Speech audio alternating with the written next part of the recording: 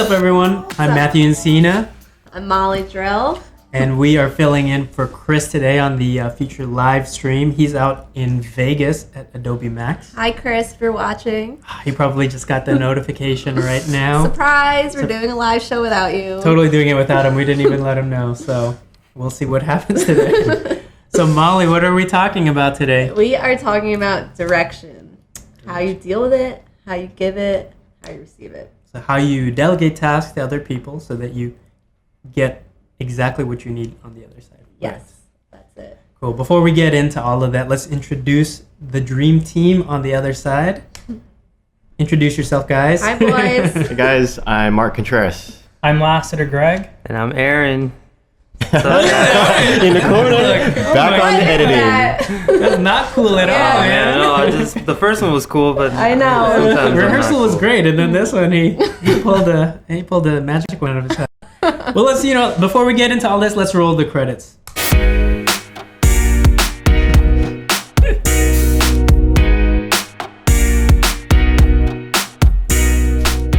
And we are back. We're back. So, Molly, why are we talking about direction today? Well, I have a story that's fresh in my mind. It's actually dealing with Chris. And it made me feel really insecure as a designer.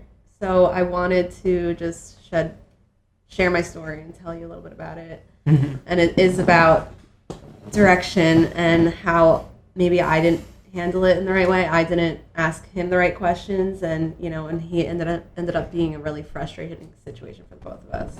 Gotcha. So we're dishing out since Chris is not here. Yeah, so we get to talk crap about him. Now that Chris isn't here, we can talk all we want. You're in a safe space. He's not going to see this or anything. It's not like it's out there in the public or on the internet or anything. He won't. I feel never see safe this. with you, Matthew. Don't worry about it. Thank you. So what happened? What happened? What is this situation you're talking about? What happened? It was a couple months ago. He sent me an email. I actually have it up right here.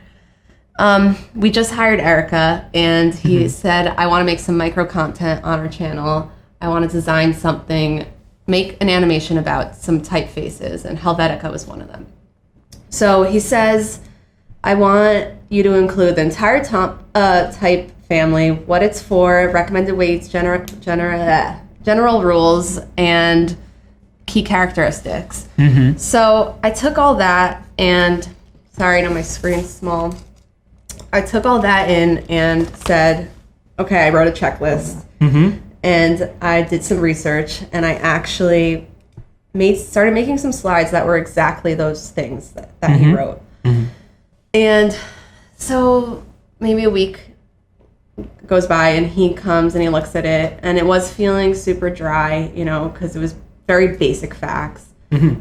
There's no character, personality to them. So he came by and he said, make this fun, make this witty, add some personality. Like, what is Helvetica to designers? So, put some opinion in it. Right. And so I'm like, have your POV on it. yeah. Right. So I'm like, anyone could repeat a fact that they read somewhere else, but I think what Chris does really well and other people is like, you just have to have your own point of view on something. So with any of the content that we're making here on the channel, a lot of it, Chris admits, is like, it's not new news. These are things that he learns and picks up. He just puts his own spin on it. Well, this is my perspective. Like, this is how I use it, or this is how you guys can use it, filtered through, through his experience. Yeah, he does do that, and he's trying to tell me how to do that too. Like, he's like, what do you think about this? No offense. Like, I want you, right? Right. So so I did that, and so he came by and he gave me that info, and so I was like, okay, so I need to have an opinion, and let me add some. This is now copywriting, and for me, that's I'm not that strong in that either. So I was already feeling a little insecure, but I was like, I can do this. So I take another stab, and I put in Helvetica's the Swiss Army knife of graphic design.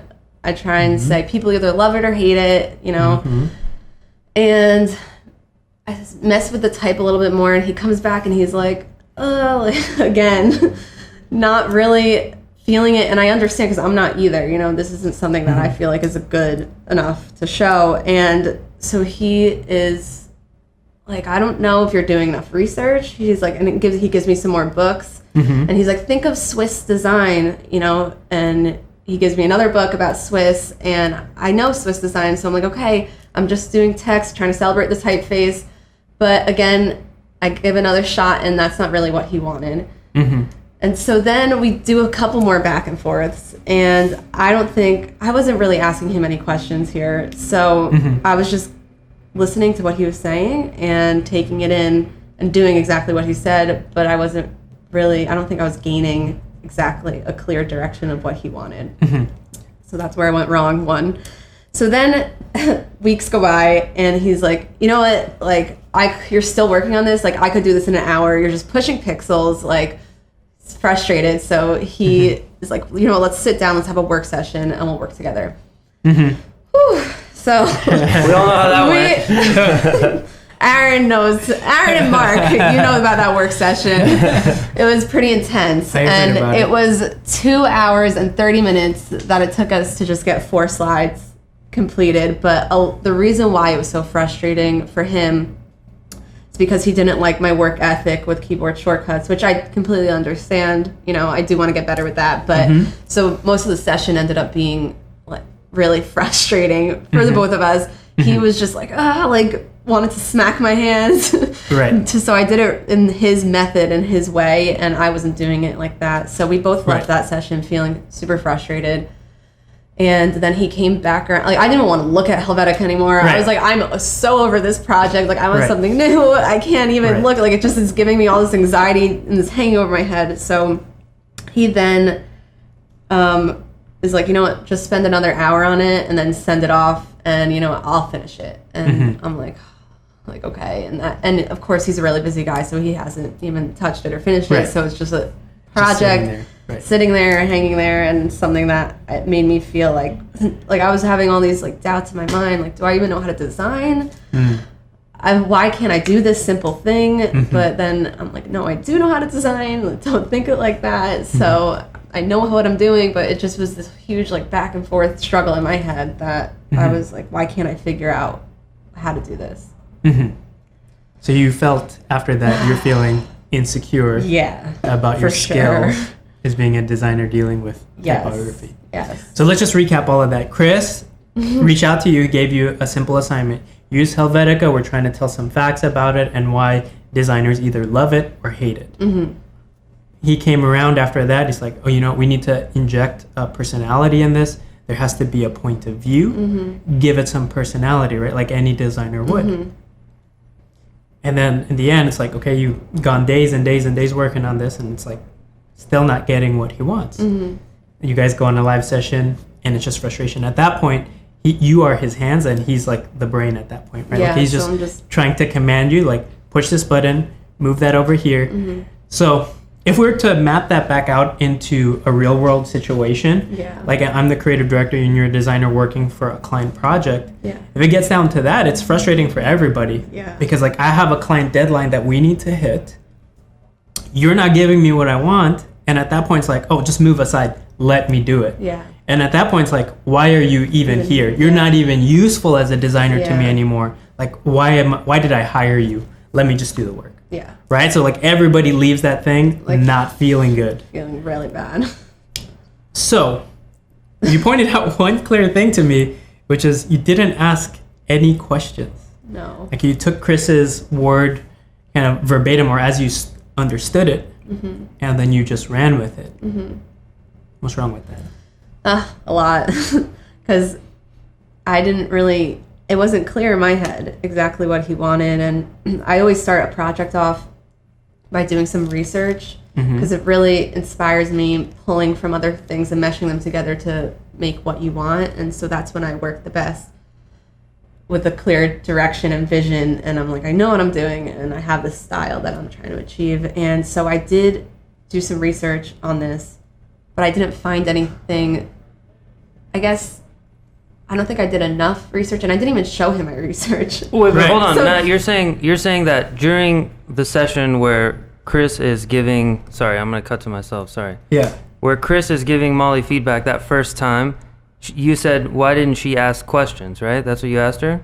I mean, before, because I guess the situation as it laid out, she was doing a lot of prep work beforehand until we got to the work session. Right, okay. Sorry. The work session was a result of the bad. It's like we haven't gotten there, and then he's like, you know what? Let's just make this public. Let's work this because somebody's gonna value from this. Like I think that was his whole goal. Yeah. So that was the whole situation, Aaron, and like how we got to that point, and why everybody got to that point of frustration. Yeah. So the key thing is like you went away, you did your thing, kind of unclear, but in your mind, it's like if I do some research, it will be clear to me, right? Like that's your approach. Yeah. But the thing you didn't take into account, like there's facts that you could research and do, but you didn't understand what Chris's point of view was. Mm-hmm. Like if he's using you to create something that would match his vision, at no point did you ask him, hey, I've made this stuff. Does this align with your vision? Mm-hmm. What is your vision? Like what do you need to see? What do you need to hear in this so that I know what I'm putting in here? And maybe it's not that I would expect him or any director to say, you know, use this font, move this here, like pixel pushing. Like that's not helpful, because if he's going to that level of telling you exactly what to do, then again, you become useless. But if it's just like, if I'm Chris right now, Molly, here's my intent. Like I want you to make this manual about Helvetica, the font that everybody either loves or hates. Everybody has a relationship with this thing. So think about it that way. Like if we're looking at Helvetica as a relationship, what kind of personality, what can we inject in there where you're looking at this font in a different way, right? Like use that lens. Another lens could be Helvetica, the most boring font in the world. Or is it, right? So you just have these different lenses. It's the same exact font, but you could look at it with a very different lens and point of view. So I'm sure Chris had a very specific point of view in his head. Maybe he just didn't articulate that to you properly. I think that. And I remember coming to him being like, well, you say recommended weights. What are the recommended weights? Because, you know, that's a really personal thing. And he's like, bold, light, like, I didn't ask him. I should have had a session maybe with him in the beginning, because that's like just me coming by like here and there asking like one question at a time, and I don't think I really had that session where I just sat with him and mapped it out so it was really clear for the both of us. It was just like bits and pieces here and there that I was grabbing onto. Right. So. Right. Yeah. So if it was clear from the beginning, you know what you could have done? You could have shortened that whole process. Yeah. Quite a bit. Because what you did is you heard something from Chris, you ran away and did it, and you did this broad research, which you didn't even show him. Yeah. And then you made something. You went ahead and made something. You did all this work, you showed it to him, and you weren't happy with it, and he wasn't happy with it. Yeah. And then you did that so many more times. So you kept doing these broad strokes of creating stuff. Yeah. When what you should have done is, like, after you got the assignment from Chris, you ask some questions and you narrow it down. Then you do some research, which is focused now because you have some questions answered, and then you show him the research. It's like, does this align with your vision? So every time, every step, you're making the exploration much more narrow. So by the time it comes to the point when you're ready to make something, it's like, oh, I'm making these 5 frames. I have to tell this story, from this point of view, and these are my rules. I have to use these weights of Helvetica. I have to use 2 or 3 point sizes, and I have to give a little bit of history in there. So if you had that information, do you think you would have been more successful in that situation? So. Yeah, I definitely think so. And Matthew, that's I was going to say, you bring up a really good point. You want to establish all of those checkpoints that you're talking about, because this reminds me of an episode that we had about a week ago, Rethinking the Client Dynamic. And Chris said that your diagnostic part should be, good, maybe, he didn't say an exact percentage, but to me it seemed like about 80% of the process. And then the actual making is going to be that, that latter 20%. So if we do the due diligence at the beginning to make sure that we're on track and making sure that we're all along those checkpoints, then we wouldn't have spent that much more time in the latter part of that process. And he had a diagram that he showed. It was like an A/B, like this is how his process used to be, and then this is the rethought of process. And like a big percentage of that was all discussion and questioning in the beginning. That was really useful. It's so true, because I know what you're talking about, Mark, and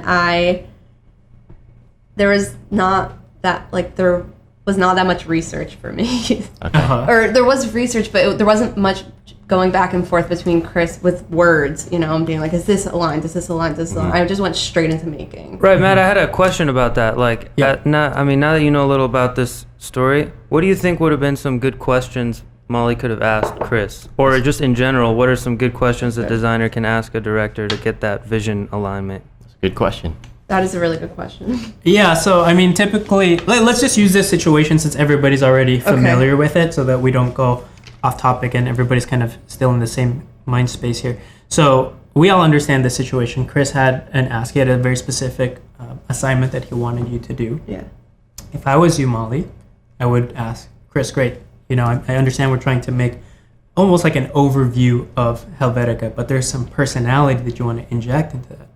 What's your point of view on that? Because I have mine and I want to make sure that whatever I make is aligned with what you want to make. Because I could have my perspective. I could hate Helvetica. You could love it.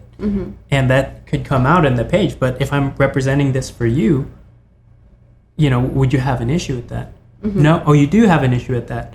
You want it to be your point of view. Great. And, I could totally make that for you. What's your lens on this? What's your relationship with Helvetica? How have you used it? Like, why do you think that this is a timeless font? Or why do you think that this is the Swiss Army knife? So you just start asking him, trying to understand his intent, not necessarily his, okay, what size should I use? What weight should I use? I think, those are granular things that you can get. Those are easy yes or no questions. Yeah. What I want to know is just, what's the intent? What's the point of all this? What's the goal? Why do you want to make this thing about Helvetica? And I'm sure Chris's answer would have been, because it is the Swiss Army knife.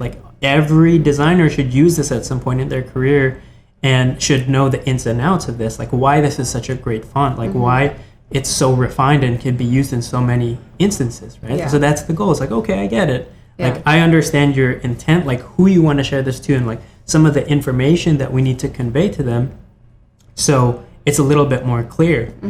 So Chris, how do I tell this story? Is this something where, do we want to start with the origins of the font, or do we just want to jump right in and be like, Helvetica, the font that everyone loves or hates?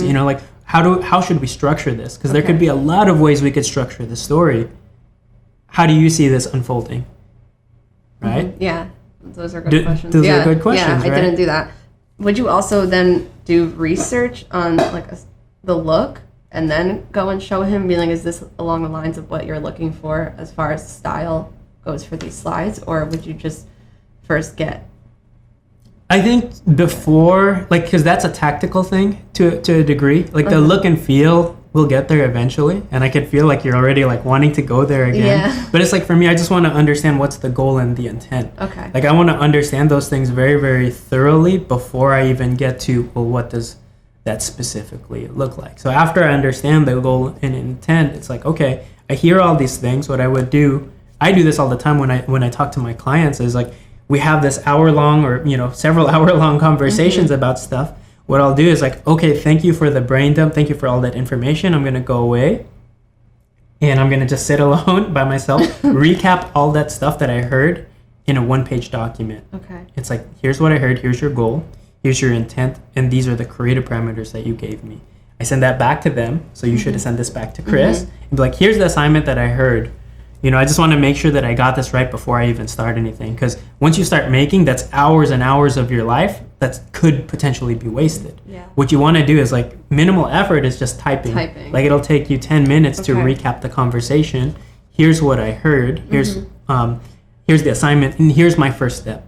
My first step is I want to do a little bit more research on Helvetica so I can understand the history of that. Does that sound good to you, Chris? It's great. Next step, I'll probably then you would share that with Chris. Chris, here's what I found out about Helvetica. Maybe these are the things you know or you don't know, but what I found out that was pretty exciting for me about this font is A, B, and C. Do you think this is something that we could share in the document? Yes or no, right? That is a cool fact. That is a fact that maybe somebody doesn't know about. Great. I think now I have all the information I need to know about Helvetica, the typeface. I'm going to start moving into aesthetic. Chris, before I get into that, how do you think we should approach this? You said Swiss graphics. What does that look like to you? I just want a few examples because I learned that in school, but it might have been a while ago. Yeah. I think you have something very clear in your mind. do you have any examples that come to mind? Uh-huh. That's a good way to start. Like if he already has something in mind, like if he has a book like the Nuba Wealth book or something like that, it's like, oh yeah, I have this book. I'm imagining it would look like this, you know, clean vector graphics. There's no photos or illustrations. Yeah. It's just like these clean vector graphics and then, you know, a bold or small use of type, right? Just a contrast in weights and type. Okay. It's like, if you saw that, if you heard all those things, is that clear to you? Yes. Much more clear, right? Clear. And all of this stuff, you have spent very little time. You've made nothing yet.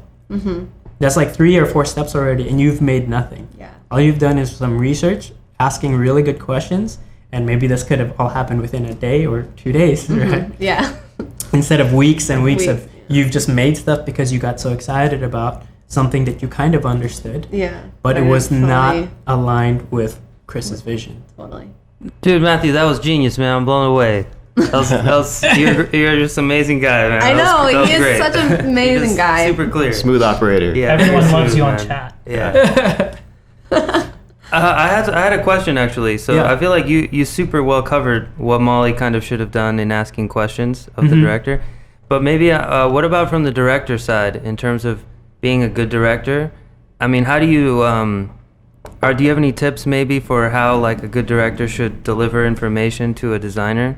Yes. Like, Oh, yeah, how do that's- you steer that conversation? How do you steer Yeah. that conversation? So I've been given an assignment as a director. Like I sit in a meeting, like I said, for an hour, maybe more if it's a pretty big project, where I'm just sitting down asking these types of questions to the client, and I'm documenting that all, right?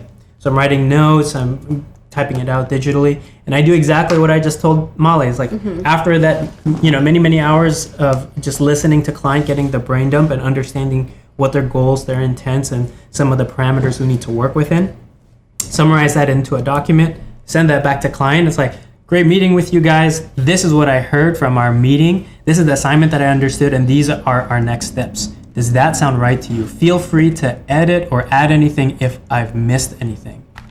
And usually at that point, it's pretty clear. Like they say, oh yeah, this is good, but you missed this one thing. Or hey, we thought of this one thing since our last session, right? So they'll update that document, and this is just one page. And Do you have a page like that? to I show? do. So let me take a break. Aaron, can you cut to my screen real quick? Sure thing. Okay, so this is just a sample discovery session document that we do here at Blind. I've marked out the client sensitive, somewhat sensitive information, but this was based off of a 2-day, 2 10-hour sessions or 8-hour sessions, something like that. We sat down with the client and we got all the information, their goals, their users. So I'm gonna just quickly kind of flip through this, but this is a lot of information. Yeah, that this is a lot. So these are the users, these are their profiles. This is what they do. These are the things that they need. These are the things that they want. These are their psychographics. Everything that will make them engage. And we prioritize all the business goals, like what do they need to do, Damn. all the features that need to be in there. Then we talk about the brand. Here's all the brand. So this is Okay. all the stuff that we are listening for and asking questions. And you get all this in a day?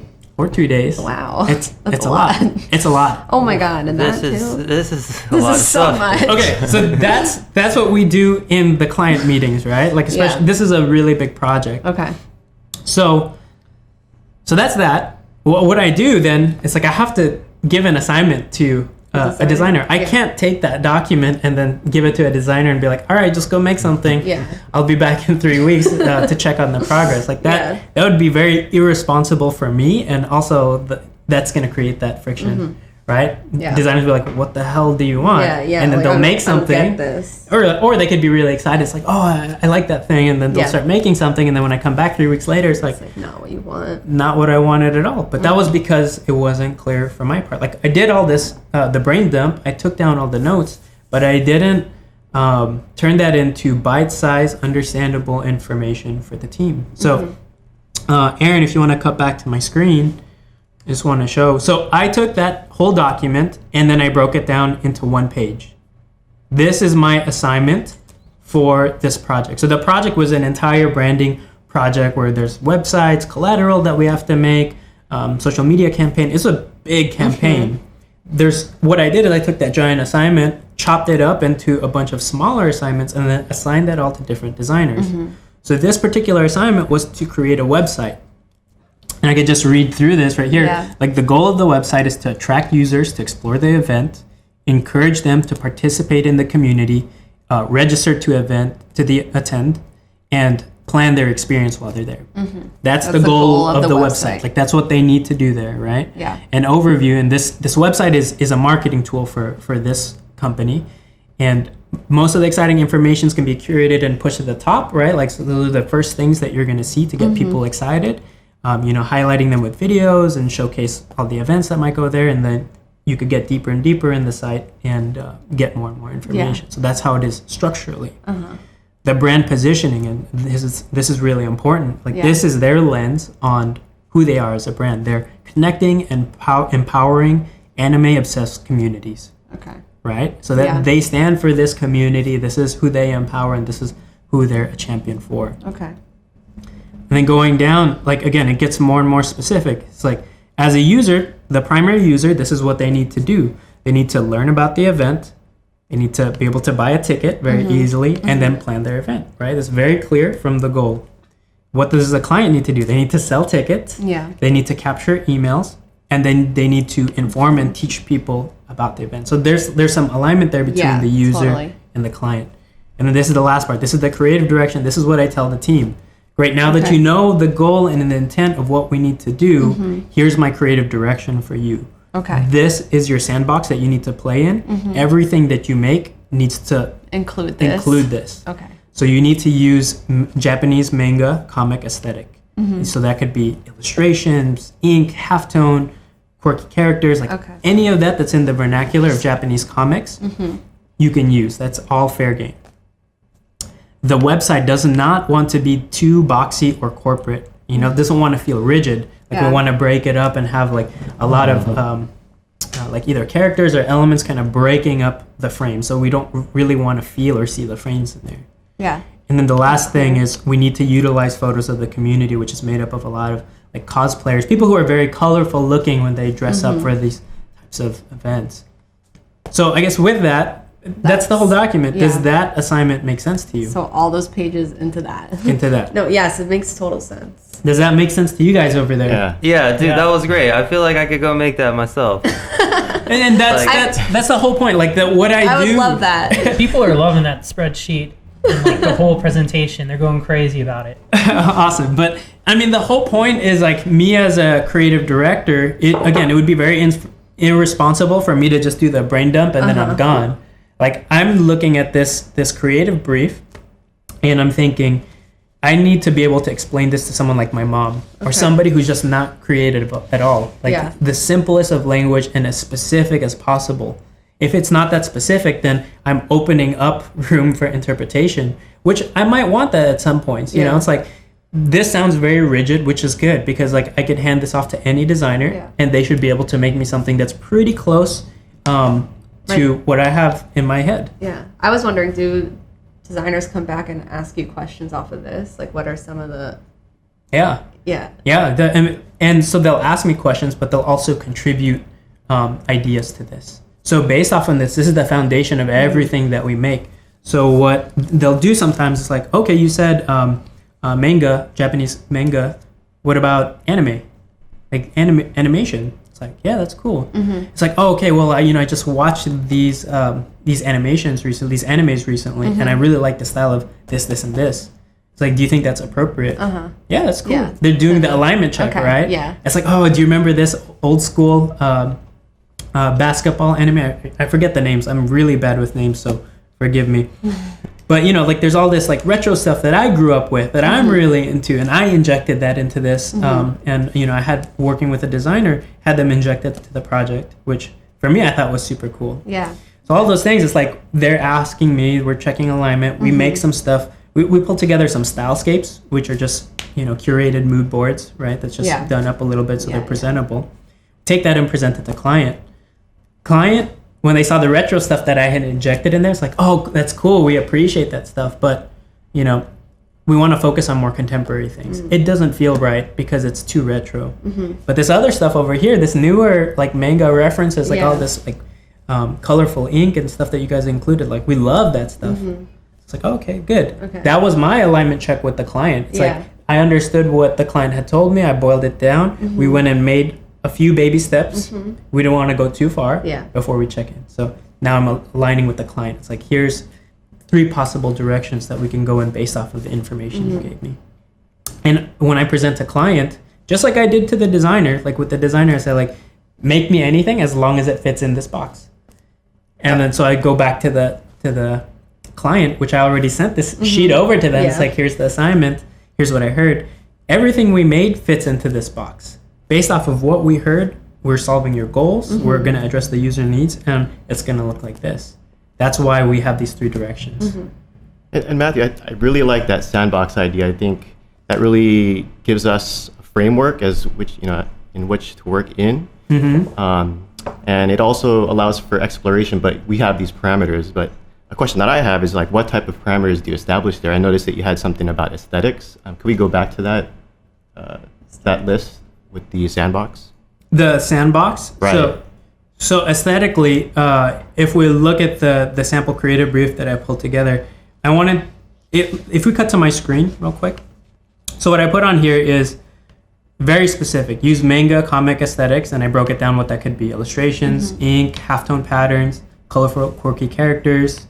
It doesn't want to be too boxy. I want to be broken up. And I want to utilize photos of the community. Those, I think, are pretty specific. I could have easily used more colorful and fluffy language when I talk to my designers. I could have just turned around and be like, hey, designer, I want something colorful and fun for this anime convention. Yeah.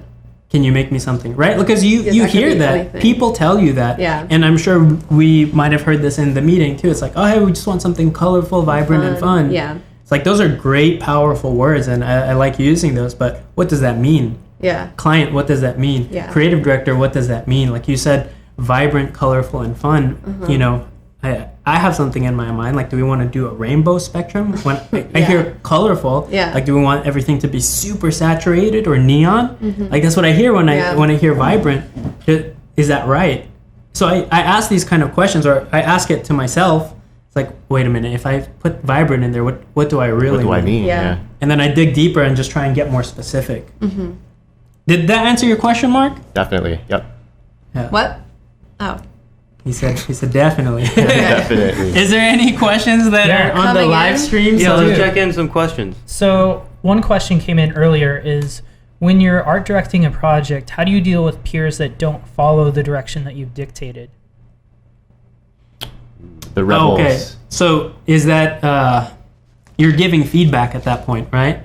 So it sounds like Claire is essentially over a project, but she's not a supervisor to the designer that she's working with. So essentially, they're peers, and that peer is not following her art direction. And she is providing feedback, but it doesn't seem like that's actually being followed.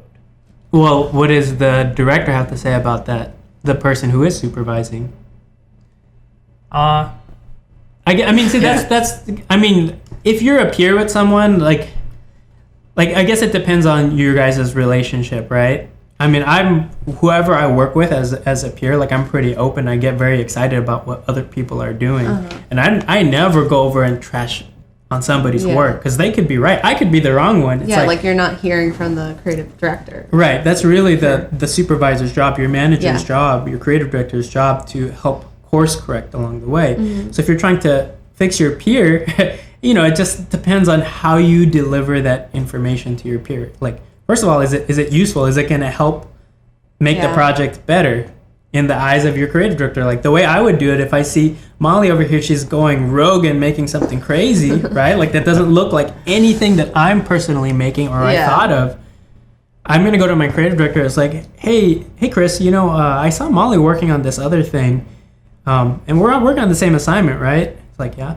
Well, she's introducing these really wacky colors and characters, and are we supposed to do that, or are we allowed to do that? Yeah. And he could be like, yeah, actually, that I'm trying to have you guys work on 2 very different directions, so that I could present some variables to the client. Yeah. So you wouldn't go to me being like, you shouldn't do. Yeah, because that was not the direct. I'm not the director in that position. Like, I'm not trying. I shouldn't be giving you feedback in that sense. Yeah. But I could talk to my director because like I'm just curious, like that person's experience. Or I could just go to you, Molly. It's like, wow, that's super cool. Like I would never have thought of doing that. And it's like, I look at all the rigid needs for this project, and it's like I would have never come to that conclusion. Like, how did you come to that? Yeah. Like, and I think the curious thing is like maybe I feel like every person when they see or hear the direction, they know the assignment. Everybody interprets it in a little different way. Yeah, And totally. I think that's the good part of having like a robust creative team. Yeah. Yeah, it's because that's why you're creative. Like that's why you're hired, is because you're going to bring a perspective or a way of solving it that you couldn't do by yourself.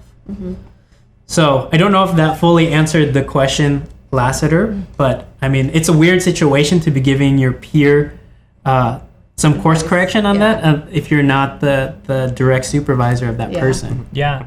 Another question was, how do you deal with scope creep as art direction happens? So like, let's say that I'm working on a project and I have a client and they come back and they say, oh, actually, we want to like shift more in this direction. How do you deal with art direction at that point? Some people have been asking that in the chat. Okay, so scope creep, like you've this is all under the assumption that at the beginning of the project, you've clearly laid out all of the assumptions for the project, that your scope of work is airtight and the client is aware of the rules of the engagement. It's like, I'm going to make these 3 things for you. You're going to have 2 rounds of revisions for each thing. These are going to be iterative steps, and we can't move on to the next step unless the first step is approved. So that's my assumption, that you've set up the project properly. Once you're in the project and let's you're on the second revision, which is supposed to be the last one, and then they want to backtrack. It's like, oh, okay, we got to this point, and actually we want to make a left turn here. Like this doesn't feel all right. We want to change. What I would do in that situation is like I sit back, keep my emotions out of it. It's like, okay, so the last 2 rounds we were pretty clear. Like we started here, these were the goals. We made this decision, and then we made this decision, and we tightened it up, and we got to this thing. I'm just wondering, with the direction you're giving me now, is that something completely different from the foundation we had set at the beginning? Yeah. Maybe there's new information that came to light. Or is it just because, we made the wrong decision along the way? We, as in me and you, the client, right? So I want to include them in my process. Like I'm not going in my silo and making this all by myself and I'm the hero. Like this is a 50-50 relationship. I'm making this stuff and I'm working through the client in that process. So I'm involving them every step of the way so that they feel bought in. So I think that's very, very key. So when it does come time to make a direction change, I could easily say, anything's possible with time and money. It's like, I know we have a limited budget on this project and, we have a certain amount of time. I'm happy to make these kind of corrections for you. I think we can make adjustments here. But I worry that we're not addressing the goals. At that point, I'm very, very objective, right? Like I have that sheet, the layout of the thing that we had set, that we all agreed on at the beginning. It's like, if we make this turn, how is that solving the goal, client? Yeah. I think it's a really important good- point. yeah. And Chris harps on this all of the time. You have to invite the client into that decision because it's like you said, it's a 50-50 decision that's being made there. And if they're invited into that decision, it's hard for them to come back and say, oh, this is not what we wanted. This is not what we agreed. And when you say invited into the decision, I hear Chris talk about a shared conceptual framework, which sounds like. So I learned things too. He's listening. All Look at you right. with your fancy I words. know. But yeah, so I feel like that's what, Matthew, you're doing with these sheets. When you summarize the information you heard in a meeting and you make that document, that's what you're doing. So then it's not like it's your opinion when you talk to the client or the designer. not at all. None of it is really my opinion. It's what I heard from them. What I heard from them, I've distilled down into this simple language. And my job as a designer is I'm trying to make that as something that's very functional and visually beautiful. All right. So I'm taking those key goals that we're trying to do. I'm trying to do the creative part and connect all the dots and come up with a solution that's going to work for them and be, aesthetically beautiful. As we move forward in the process, I'm having them make the decisions with me. It's like, okay, we have 2 directions here. Which way do we want to go? Yeah. Here's my opinion of what I think is going to work best, but I'm not the one paying for this. Like I have your best interest at heart. Yeah. they can make the decision there. I'm just making recommendations along the way. It's like I recommend we go down this path based off of A, B, and C. These are the goals you're trying to do. These are the things that we want to hit. So I think this clearly solves it. And most of the time they'll agree with me, maybe like 65% of the time. The other time, like the rest of the 35%, they still want to go down their direction, which is fine. Like I have no hesitation on that, even though they didn't pick my favorite direction, even though they didn't pick my retro anime direction, right? It's like I'm okay with it. I have no emotions attached. Yeah. Okay, that was amazing, man. I love hearing you talk about this because I know, me too. yeah, I'd like to be a director one day, maybe manager type thing. So to hear you talk about it, I feel like I'm learning so much, man. Thank you. It's awesome. I also wanted to. Oh, sorry. Do you have something last? Yeah. So people have been asking exactly like how do you get to the point of being an art director and then eventually a creative director. People are asking like, if I was a designer, like how would I, like where would I find these resources? How much experience do I actually need to be an art director? Like how do I cultivate those skills? How do I get those soft skills and the hard skills? Mm-hmm. Yeah, actually, I was thinking the same thing, Lasser. I wanted to ask you that, Matthew, but I kind of wanted to take a step back in terms of where we're at in the show and make sure, Matthew, are you good on time? Yeah, I'm good on time. Okay. Don't worry about it. And then, I mean- Molly, I know you had some segments planned. I think we can keep going on this. Okay, cool. To be honest, like I think this is pretty valuable, and I know this is something that comes up a lot in the community about becoming a creative director, art director, or a lead. I want to preface all of this first before we get into that. Not everyone is made to be a creative director. Not everyone should be one, because they're two very, very different things. Wait, an art director and a creative director. I'm sorry, not between that, but between like a designer who's hands-on and likes to make stuff versus somebody who's managing things. Right.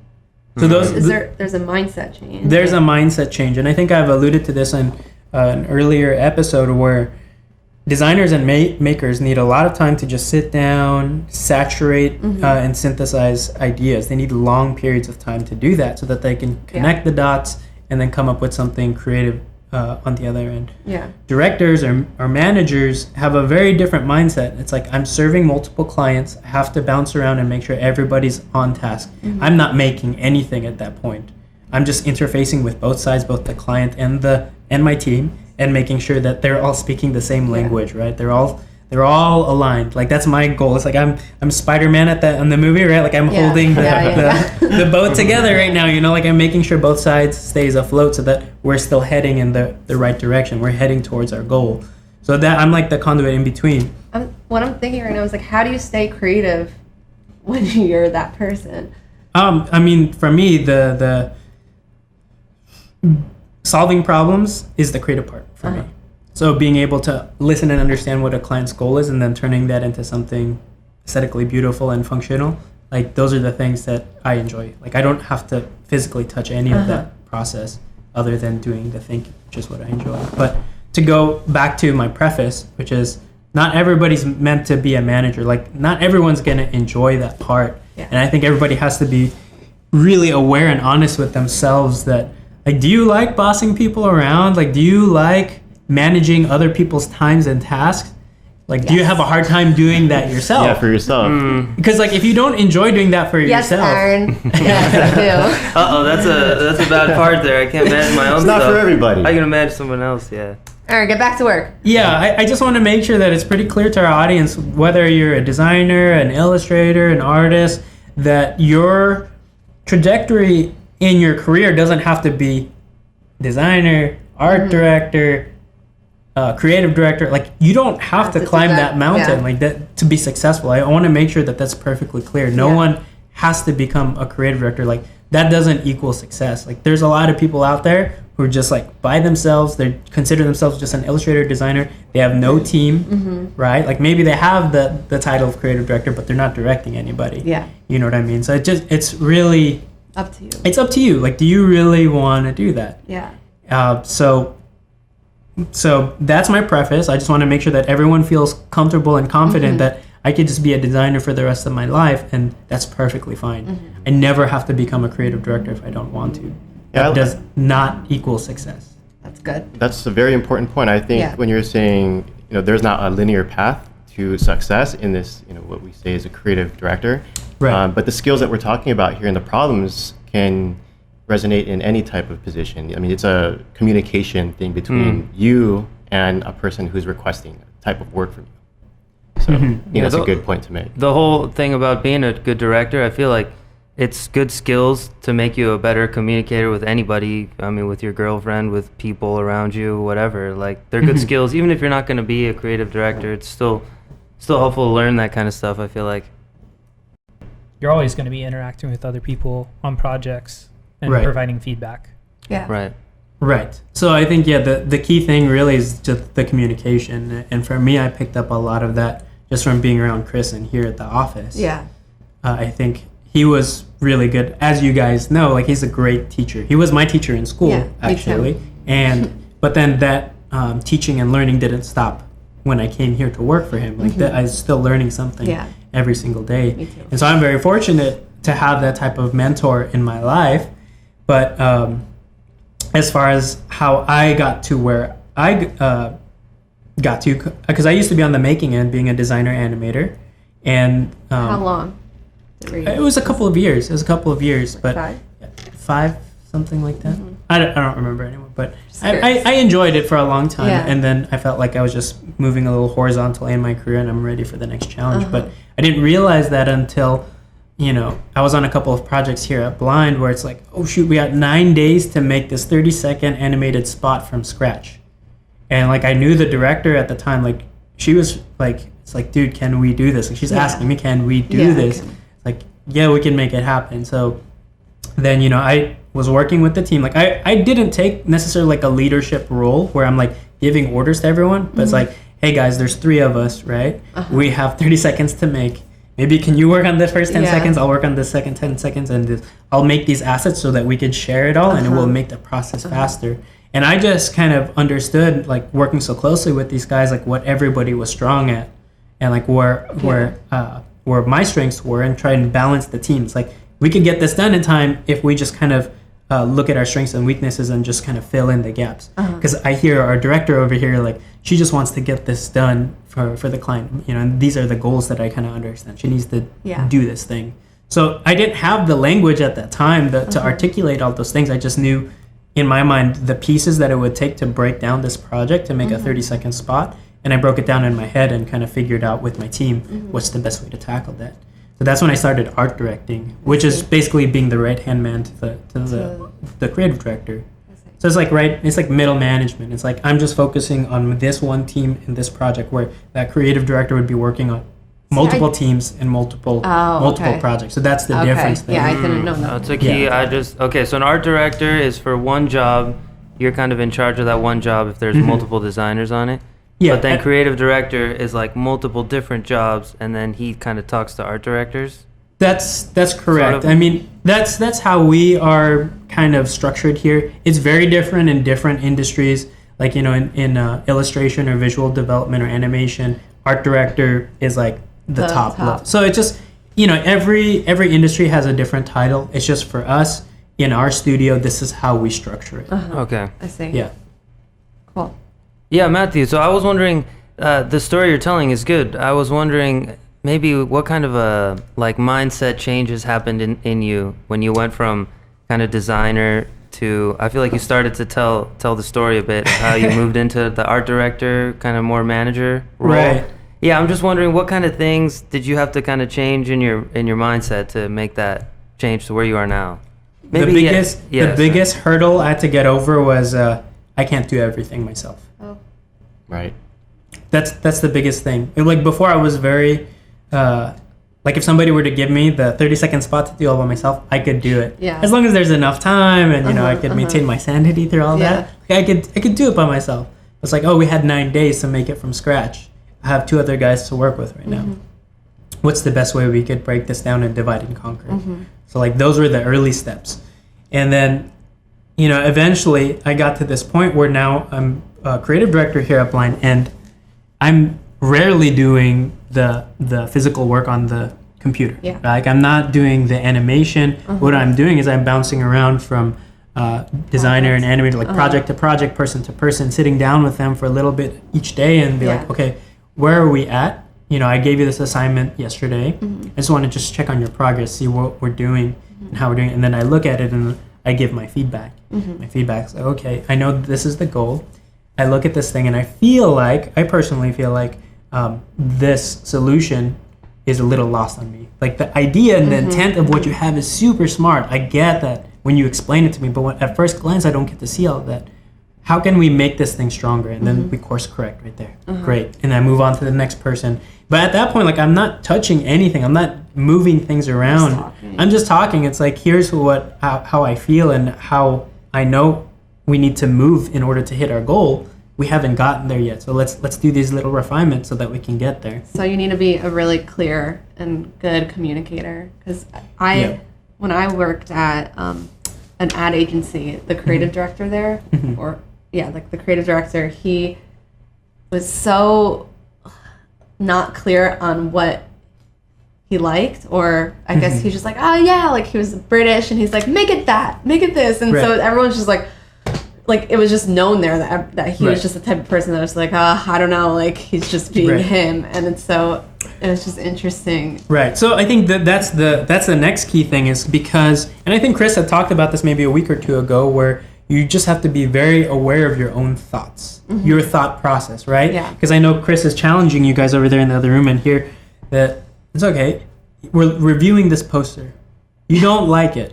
Why don't you like it? Exactly. And let's break that down. Like you have to be very aware and transparent of your thought process and feelings. So I do that it took me a while to develop those skills, right? I'm trying to learn them with Chris right now. Right. So let me give you an example. Before, back in the day, it's like I look at something, it's like, that animation doesn't feel right. It's so flat. Let me adjust the curves and give it some more weight. Like, I'll just do it. Second nature. It's inherent. I don't even know why I did that. Like, I couldn't explain to anybody why I did that. That's how I feel sometimes too, because I'm just like, I don't know. So the challenge is just through practice. It's just through practice. So it's like, Molly, I want you to make this poster design for me, right? You go make it, and then I look at that. It's like, well, here's the goal. In my head, it's like, it doesn't feel right. Yeah. Why doesn't it feel right? It's like, everything's too close together. It needs some negative space. So I need to go through that thought process and be able to articulate with that person. Where maybe your previous example with another creative director, like they're just, whatever came into their mind, like it just came right out of their mouth. Yeah. They didn't think before they speak. They never processed that. Sometimes I do that too, where I'll get very excited about something. It's like, just like that anime, like this, and then I'll catch myself. It's like, I know I went off on a tangent there. I got really excited about that thing, but what I'm really trying to communicate is that I really like that little screen effect on The Matrix when we pushed through the TV screen and then we arrived at Neo's face. Like, that's such a cool effect. Yeah. That was the thing that I want you to apply to this design. Yeah, Matthew, I had a question there about, so when you were saying maybe in the early days when you were first becoming a director, what kind of mistakes do you think, like looking back, you made maybe that you could have been like, maybe I shouldn't have done that, or is there anything like that comes to mind in terms of like, because you said like I would just go to direct a guy and then I would just jump on the box and do what I wanted to do. Yeah. Right, because that's your instinct. I feel like that's my instinct too. Sometimes, like when Erica maybe, hold on, let me cut to like when maybe Erica shows me like an edit for a cut down we do when we post. I don't know what to say. Like I don't know what to say, but I know what I want to do. Right. I want to shorten this or do that, but right. So yes. So then you just have to articulate your feelings. It's mostly about you articulating your perspective on what's being done. It's like, Erica, I'm looking at this edit, and right now I feel like the message is being lost on me. I'm not sure why yet. Give me some time to process, and I'm thinking about, let's watch it a couple times. So it's like, okay, right here, like I feel like this edit's a little weird. Like I feel it's jarring here. And then when I watch everything as a whole, I feel like, what was the key takeaway? Because I watched it 3 times now, and I don't know what the key takeaway was.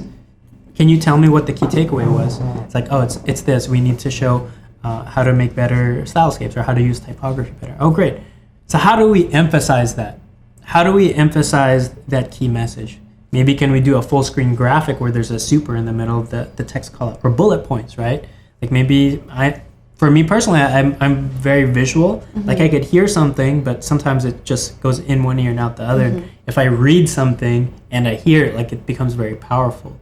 So just from my perspective, like how I learned, I feel like that could be a powerful way to make an adjustment on this edit. Can we try that? Is that cool? Erica, does that sound good to you? So again, like I went through my thought process where I started with my feelings, why I think it doesn't work from my perspective, why I don't feel that way, and some direction of something we could try to see if we make it better.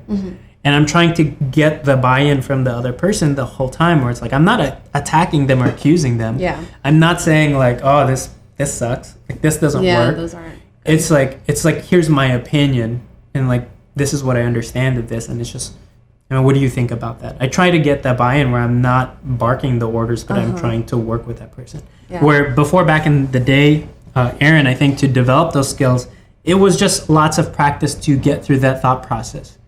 Before, like I would say the first two things, like I feel this isn't working, I don't know why.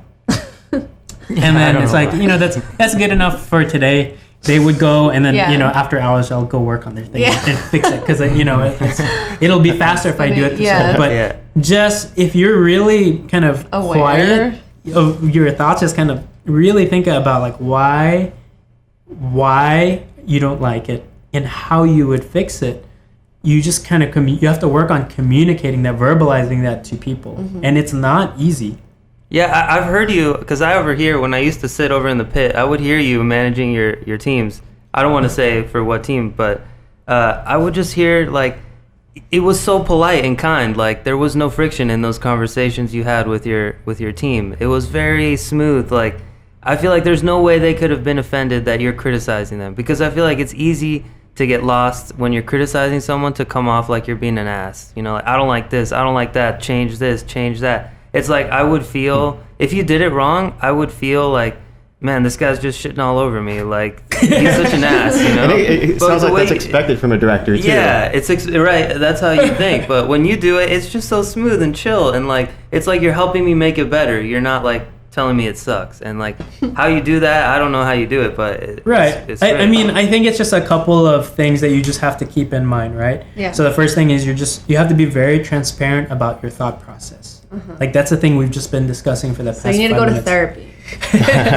I mean, not necessarily. I've never gone to therapy, but just talking to Chris, like, the way he describes things, and it's like I just go through that process over and over in my head. Those are things that I've just personally worked on. Yeah. So he has the tools, like he's been able to extract that from his therapist, and then teach that to us, and then I'm able to like think about that, and hopefully I'm reciprocating this to our audience, like where you could understand the importance of self-awareness, understanding why you think and feel the way that you do, and why you react and want to do the things that you do. You just have to go through that, and it takes a lot of practice.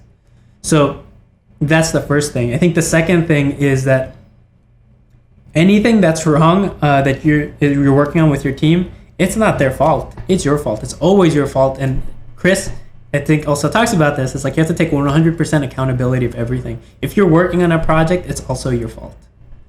What do you mean? Wait, like, so like we're working on a group project, right? I end up, you do the work, and then at the end of the day, we have to present that to somebody. It's like, oh, fuck.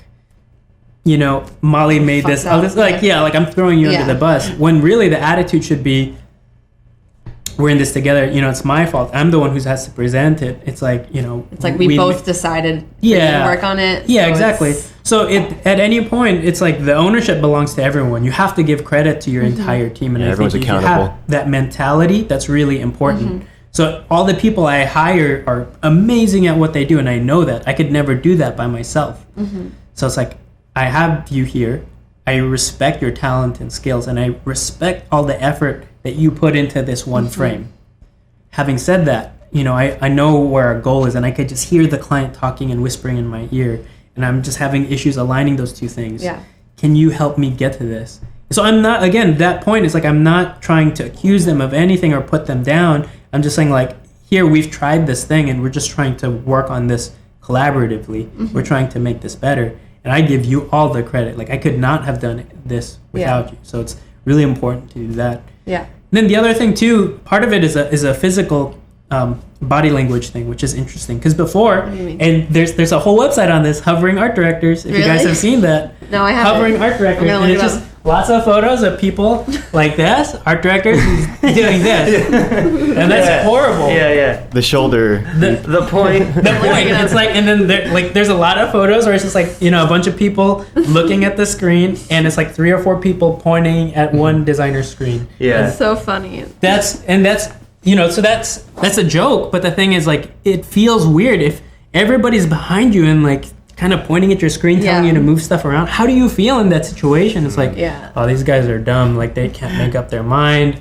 I'll just do whatever they say. And you get to that point where you are no longer invested in the project. It's like, I'll just do whatever they tell me, whatever. Yeah. So there's a physical thing to that. Whenever I give somebody feedback, most of the time, I'll pull up a chair and I'll sit down to the side of them, and then we'll look over it together, because this is a lot less intimidating. Interesting. And I forgot where I picked that up, but and sometimes I'll even kneel down, like I'll go below and I'll be like this. Yeah, I've seen you do this. I do this all the time.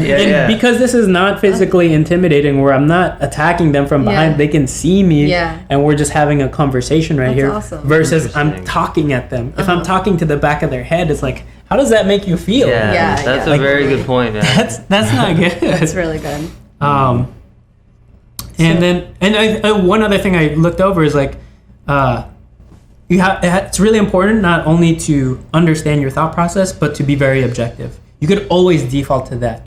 Design is not art. You're just not making something to express yourself. Design is solving a problem. Yeah. So with any project, it's like, we have clear goals, we have clear parameters. All you have to do is default to that. It's like, presenting your work, Molly, can you tell me how you solve the goal and how you fit these parameters? Just let's talk about your project in those terms. And then no one could be defensive about that. You're being very objective at that point, and it's not about subjectivity. Yeah.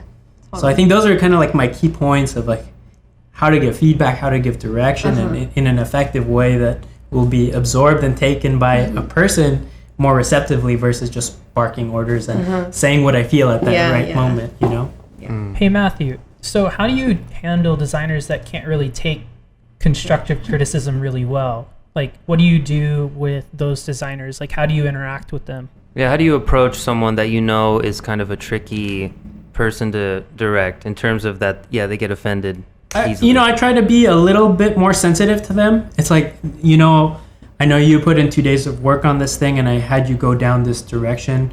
Unfortunately, the client is changing their mind.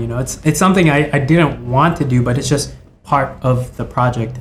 And I know you put in a lot of effort, again, acknowledging what they do, but unfortunately we have to make this turn. Is that cool? Like, I'll step on eggshells around them to a degree, but I feel like you don't want someone like that on your team, like someone so that's the second who point. doesn't take direction, because we just fire them.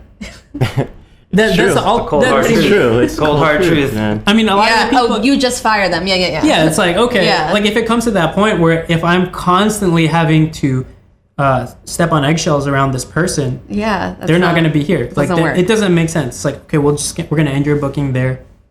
It's just not working out. It's me, really. Like, for some reason, I feel like I'm doing you a disservice. Like, I can't give you the right direction. It's totally my fault. I'm sorry, but I think we should just end this early, because I feel like it's a challenge right here, and it's totally. Like, so it's totally my fault. So that would be the ultimatum. And it's like, you just fire that person. Yeah, I mean, I feel like you need to be a team player to work in this field. Has that happened, Matthew? I mean, not specifically. It happens where it's like, okay, well, I'm gonna end this person's booking, or I'm not gonna bring that person back, and then I'll blacklist them and I'll never work with them again. As a freelancer, you just don't hire them again. Freelancer, you just don't hire them again. It's pretty clear. But, there are opportunities where somebody really has been working on something for 2 weeks or 3 weeks, and then all of a sudden, client decides to kill that thing. Like, how do they feel? So I have to be very sensitive in those situations where it's like, I know they're not going to receive this feedback very well. And I'm not necessarily even blaming it on the client. It's like, things change, the project evolved, and, this isn't really needed anymore. What's needed is because all these global things change, right? Like, they're just moving with the market, and it's not anybody's fault. Like, everybody loves your work, but we have to go in a different direction now. So I know, like, some people can get sensitive about that. Like, they'll be like, oh my gosh, like, totally. Yeah, and over a while, like, that just gets smoothed out, and like, and then we go back and we look at the project, like, oh my gosh, we just killed these 100 shots. Like, they were great, and I can't believe the evolution of this project. But at the end of the day, what we made, it was amazing. Yeah. You know, it solves all the problems. It was perfect for the client. That's interesting because I mean I could see how maybe I'd be bummed if I worked on all these shots for weeks and then the client's like, we're not going to use them. Right. But at the same time, I'm still getting paid money to be here, and I still made those shots. I can put them on my reel or something. So Yeah. Right. I've never been in that situation. So for me, it's like, dude, you're getting paid, whatever. No need to get upset, right? Right. That's the exchange. I mean, everything else is just nice to have. Like if you get all the credit and the awards for all that, that's just nice to have. But at the end of the day, you are being hired. You're getting paid to do a task for somebody else, and that's why you're a designer. right. Not an artist. Yeah, we were talking about that with saying maybe for another episode, like an artist and a designer, how they're different and you know what they're like, whatever. I forgot what we were talking about, Molly, but maybe that's for another day. Yeah, that's another topic, another day. Yeah. So Matthew, I mean, is it about the time to start wrapping it, or? I think I could get probably 5 more minutes. So maybe if we turn it back to YouTube and Facebook, if there's any other questions or things that have come up there that we want to address. Yeah, what are people saying, Lasser? People love Matthew. I love Matthew. Me too, man. There's like a serious crush on Matthew going on in the chat. He's so calm, cool. It's the lighting in here. They do a good job of lighting my face in here. So that's all me, man. You're welcome. One person asked essentially what the most difficult project you've worked on as far as like a design project, like what is like the most challenging thing in relation to like art direction and dealing with people and providing criticism and feedback? Like, do you have any like sample stories of like that? Like a tough direction job. Tough direction. I can't be so specific on the client, but maybe you guys can connect the dots where I was working on something for about 4 or 5 months, pretty solid. And the thing is, we were brought in super early. Meaning it's like, oh, we have this event coming up, or launching this product, and it's going to be really big. And here's what we need to say about it. Of course, 4 and 5 months is a long time. So we came up with a great idea to begin with. We started making it, and then things started changing. And it changed for various reasons. Meaning, oh, you know, the market is changing. We have to highlight these things instead of these things. It's like, oh, crap, can our idea still work with that? We have to make tweaks. So I have to move the creative team. I have to listen to what the client is saying and understand how the market is moving. It's like, oh, we have to make these adjustments. Let's just ditch all of this and change direction. And like, it's like, and then it happened several times. It's like, oh, okay, we need to feature this asset now. It's like, oh, shoot, let's turn this like, oh, this surprise, like we got this awesome relationship with this partner. Now we have to highlight that. It's like, okay, is that going to fit in the idea? So those types of projects, and I've had several in my career, where the market is changing because there's a long timeline on this thing, and there's a critical event that we're racing towards, and then we come up with this very complex, technically creative thing to create. All of those things are all like on different wavelengths as far as the process and stage goes. So like trying to corral both the client and the team so that everything is kind of still aligned with the goals. That's a moving target week to week. Like those are the most taxing on me, where it's like I can't take on any other projects.